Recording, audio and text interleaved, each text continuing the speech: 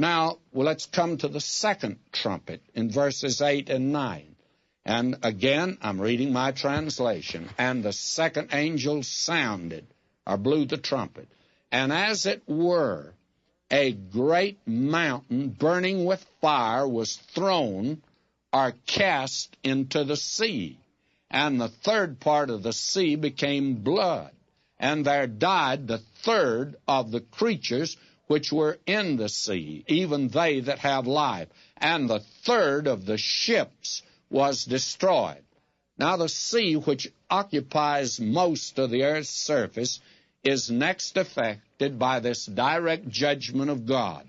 And you remember again, back in Genesis, there was the separation of the land and the sea.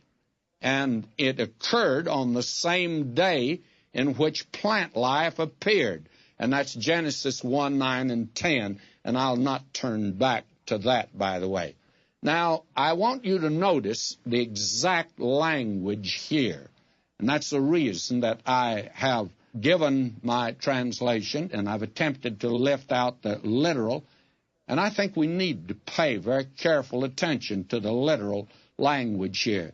John does not say that a burning mountain was cast into the sea, but rather a great mass or force, as it were a great mountain, you see. As it were, a great mountain burning with fire was thrown into the sea, as it were a great mountain.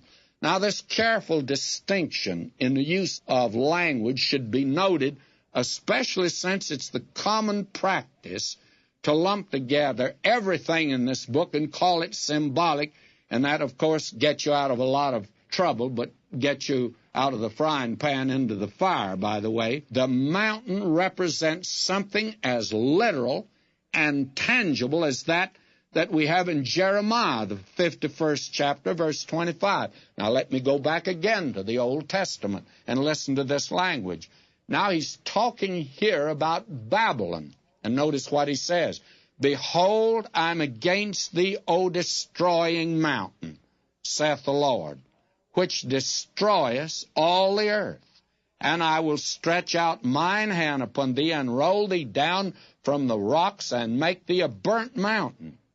Now, this literal mass here falls into the literal sea, and 1/3 becomes literal blood, and 1/3 of all the literal living creatures in the literal sea die a literal death.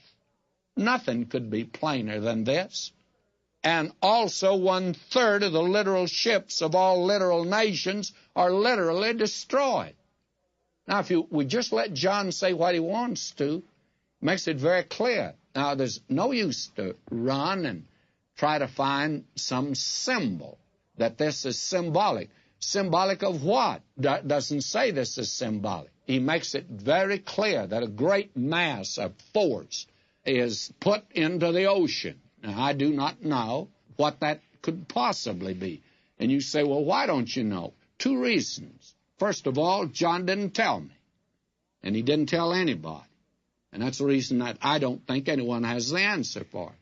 And then the second thing is, I don't expect to be here at that time, so I won't be reading the evening papers. The bad news that we get in the papers and on TV today will continue, only more so in the Great Tribulation. I won't be here to look at it. And so this, as it were, does not concern me too much, other than what an awful tragedy, because coming on a Christ-rejecting world that actually ridicules the Word of God today. And this is something that certainly makes the believer sorrowful.